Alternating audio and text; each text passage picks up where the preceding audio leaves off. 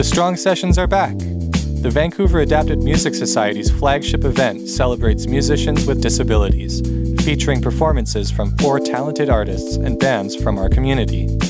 Join us on August 25th at the Roundhouse Community Centre from 5 p.m. to 8 p.m. Tickets are by donation. For more information, visit the Vancouver Adapted Music Society on Facebook, at VAMS Society on Instagram, or on our website, www.vams.org. We hope to see you there. Hello, and thank you for tuning into Discover Stories on Reimagine Radio. My name is Tanya, your host and a student intern with VAMS while completing my social justice practicum. Today, I have the gift of talking with Margaux Wosk. Margaux is a self-taught autistic designer, writer, entrepreneur, disability advocate, and activist. Their creative work includes enamel pins, patches, and stickers available on retrophiliac.etsy.com and shopretrophiliac.com, as well as in 40 retail stores. These links will be included in the description box for folks wishing to look more into Margaux's work. Margaux is a Lower Mainland West director of BC People First and founded the Facebook groups Made by Autistics Community and Made by Autistics Marketplace. Hi, Margaux. Hi, Margaux. So lovely to meet you and to be here today with you. Thank you so much for having me. How's your day going so far? Good. Yeah, it's just getting started. So yeah, I'm looking forward to having a lively discussion. Yeah, me too. I guess you can begin by sharing some of the salient parts of your journey, discovering and embracing your identity as an autistic individual. Yeah, so ever since I was a young child, I always felt like an outcast, like I didn't belong.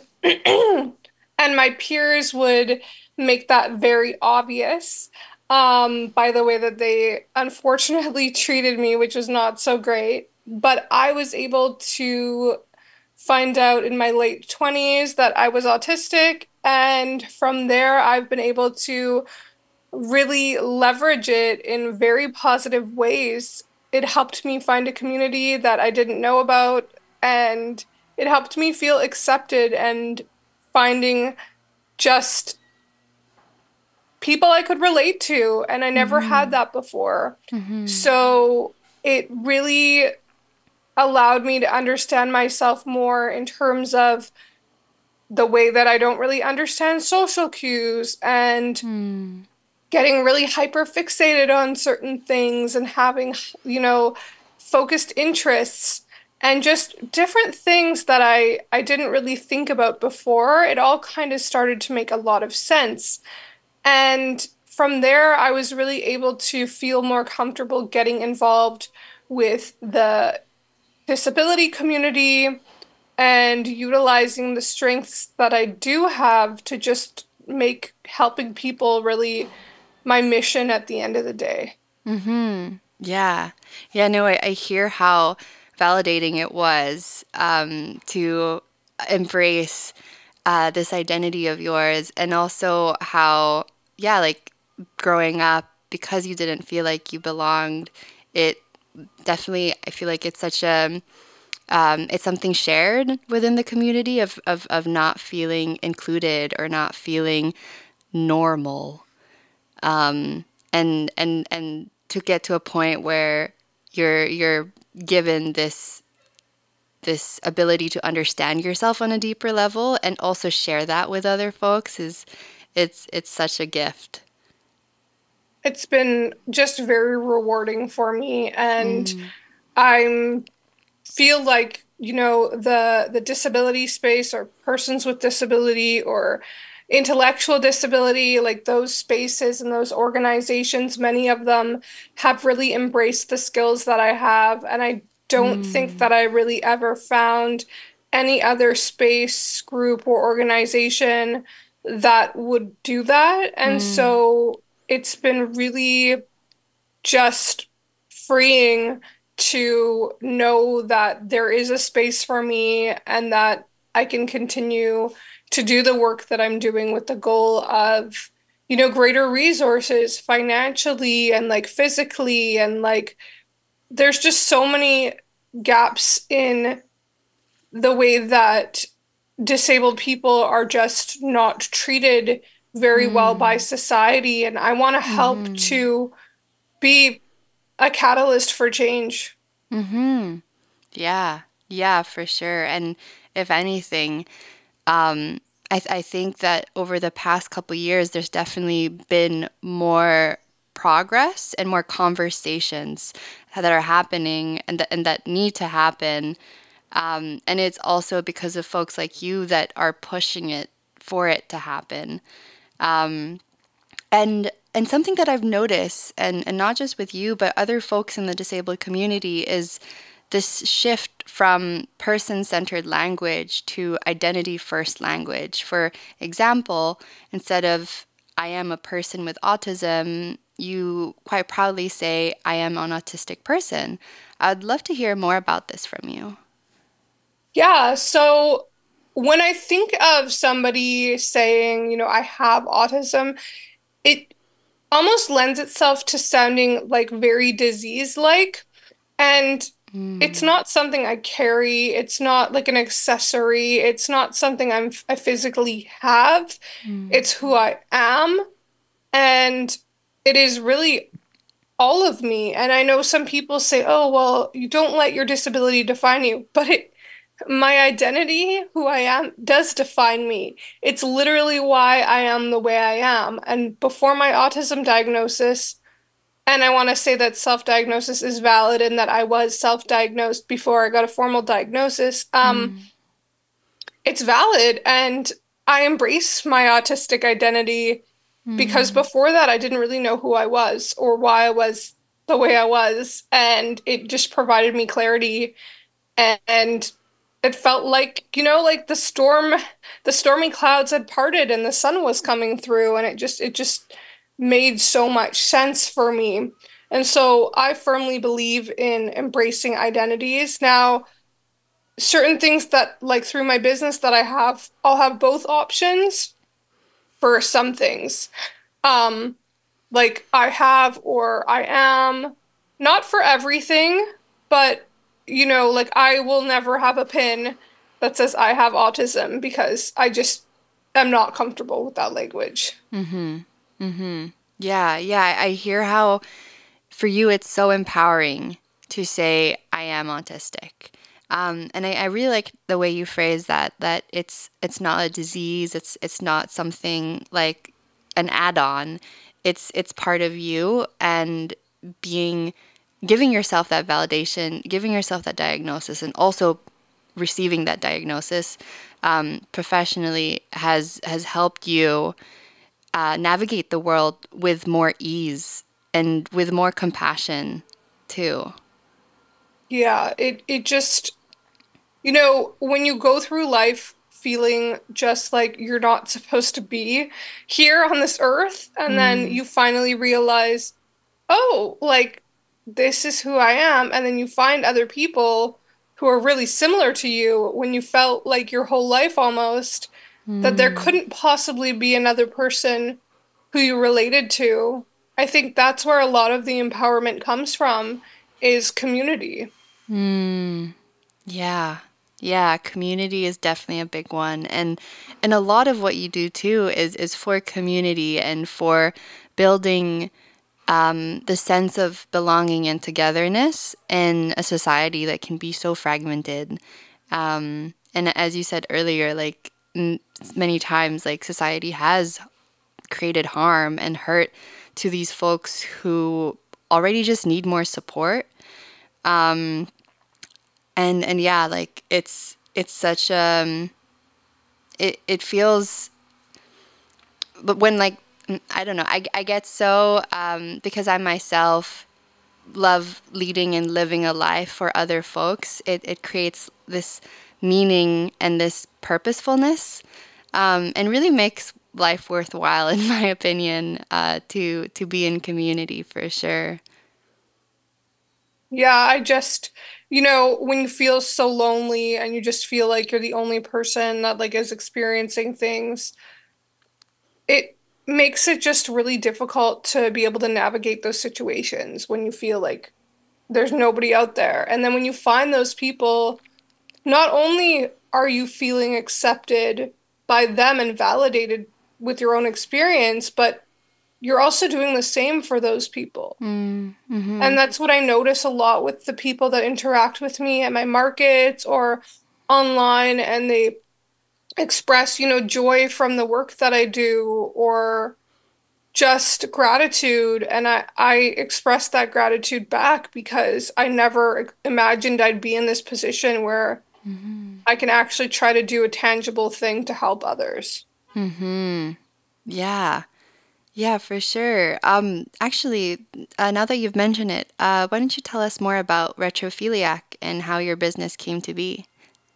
Yeah, so when I was, I think, between the ages of 12 and 14, I started selling vintage clothing on eBay. That was before really anybody else was doing it. There was no dedicated platforms to that. Mm-hmm. I loved the whole, finding the items, taking pictures, writing descriptions, all that kind of stuff, to customer service, to mailing it out, everything. Mm-hmm. Then from there, retrophiliac became visual art, which I would love to get back into, but I have had really no time.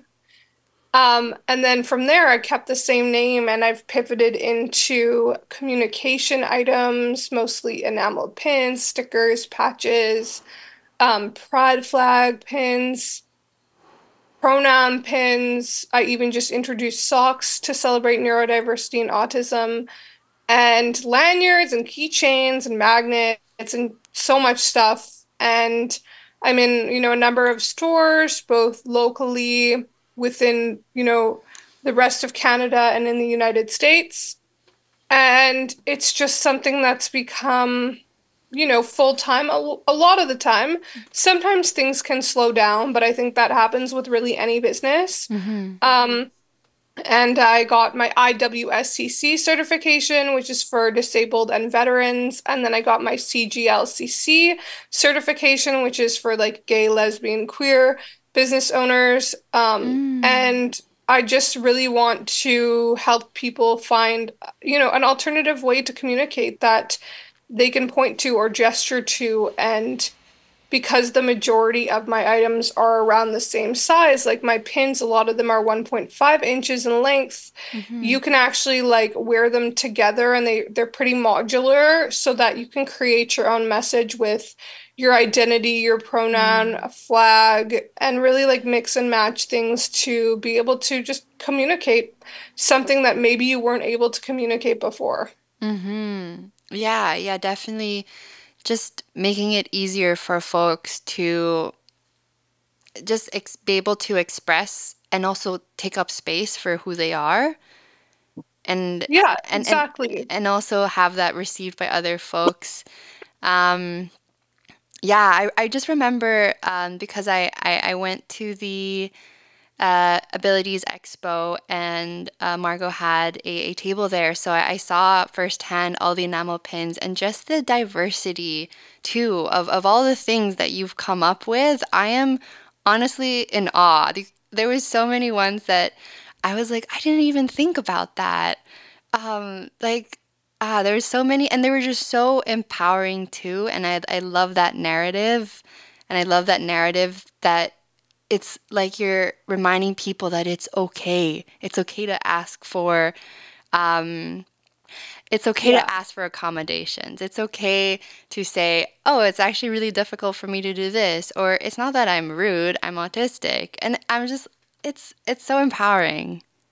Thank you. I take a lot of inspiration and ideas from the people that support me. I mean, I have Mm, people that are actively engaging with me on Facebook mm-hmm. or TikTok or Instagram, and they give me suggestions, and then I put those on a list, and then I kind of prioritize based on how often I'm asked for something. Mm, So the one that I was really asked for a lot was like for POTS, postural orthostatic tachycardia syndrome, and EDS, Ehlers-Danlos syndrome. And when I made those, they still are doing very well because mm, I really think it's important to listen to the people that are supporting you, because at the end of the day, like, I wouldn't have a business if it wasn't for those individuals who, find value in the work that I'm doing. Yeah, yeah. And what you said right there is so important, and I think something that so many people can learn from is to listen, and to listen to community and really integrate what is being shared into what we do and our life's work. Absolutely, because it's all about almost like being selfless, and realizing that when you get to a point like the type of work I do, it becomes a lot more about access needs, accessibility, identity than it does become about me. Like, it's way less about me. It's more about the impact that I can make. And I'm really just, every day I wake up and I'm just so grateful. And I always, make sure that people know how much their support means to me. I handwrite a note for every single order that I get online. I don't care if I have 30 to pack that day, every single person is going to get a handwritten note where I am thanking them, because it's just like a little thing I can do to really show how much them believing in my work, how much that really means to me. Yeah, yeah, yeah. Oh, that must also be so heartwarming for your customers to receive, because I know, especially because you're an entrepreneur, and you're doing this business and you're carrying this business by yourself, but at the same time it's like you have this community to back you up, and I hear how it's like you want to express the gratitude and yeah, the depths of gratitude that you have for them that brought you to like where you are now. Yeah, I just, I feel sometimes like I can't say thank you enough, but yeah, it's just, it's too difficult for me to work outside of my home. Like, yes, I do markets, but working for myself is the most accessible thing. And so knowing that there's people out there who are actually making that possible for me, like, how could I possibly ever thank those people enough? Yeah. Yeah, I hear you. I'm also wondering, you've talked in depth about retrophiliac too, and how much this work means to you and your community. And I'm wondering if you have a mission. Yeah, that's a good question. I don't have anything specifically like written out, but I think the goal is just to help people, and eventually, if I become profitable enough, I'd really like to start a grant to help other neurodivergent, disabled small business owners to be able to get going and get started. That is the goal, because nobody really helped me. I did get a few like BC Arts Council grants that I was able to, be able to donate some of my items and be able to fund other items, but there's nothing specifically for the work that I do, or just self-employment in this specific, fringe community, I guess you could call it. So I really want to be the catalyst for change and have a grant and be able to like donate money and get to that position where I'm also hiring neurodivergent people. And, those are obviously long-term goals, but there are just so many barriers for people to enter when it comes to self-employment. And especially when we're talking with disabled and neurodivergent people, this has been the most accommodating for me. I know it's going to be the most accommodating for other people who want to work from home or want to be entrepreneurs. And it just pains me every day that I can't do more to change that. Yeah. This podcast is brought to you by the Vancouver Adapted Music Society. Since 1988, VAMS has been supporting and promoting musicians with disabilities in Metro Vancouver through various programs, including music lessons, recording projects, and live performance opportunities. To learn more about us, visit our website at www.vams.org, at VAMS Society on Instagram, the Vancouver Adapted Music Society on Facebook, or email us at info@vams.org. Thanks for listening.